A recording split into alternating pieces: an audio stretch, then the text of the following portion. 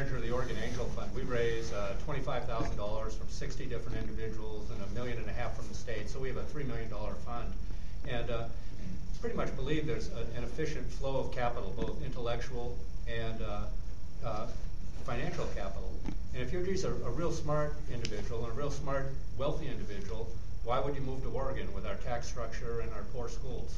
And geez, I know one of my business partners, you know, a year before we exit, he leaves Multnomah County to avoid the tax, goes to Camas, saves $500,000 in taxes as soon as the earn-outs got done, moves to Newburgh, builds a beautiful house, and uses a little bit of his extra money to have his kids tutored because the schools suck.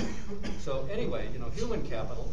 I think most of the people with Oregon Angel Fund, they're accredited investors, meaning they have a certain amount of wealth, somewhere above $1 million, or they have a decent net income, but they're not really wealthy. And everyone that I talk to, they really don't want to lose their money. They don't mind losing some of it, but they really don't want to lose it all. And places like Washington, where Microsoft created 100 millionaires, those individuals, if they lose 25, 50K a whack, it's just not that big a deal. And as far as the efficient flow of capital goes, Rob's statistics, I mean, golly, if a venture capitalist can go to Washington and hit $1 billion home run, there are no $1 billion home runs down here. And you know, I know my dad is good buddies with Paul Ferry from Matrix Partners. They've had like 3 multi-billion-dollar home runs in the last 3 years. And when I try to get my dad to reinvest here, the buzz back east is, this is not the place to invest.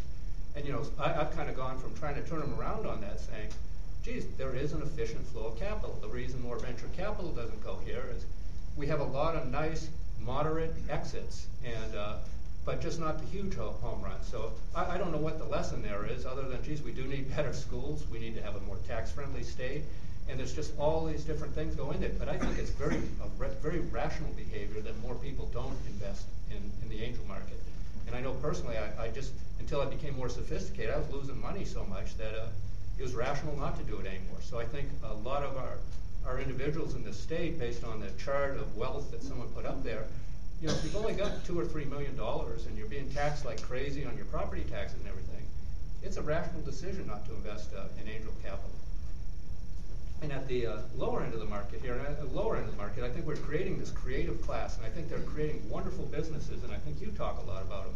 But these are incredibly risky, and a ton of them go under, and a lot of those should be capitalized by the people's own friends, family, and their own money.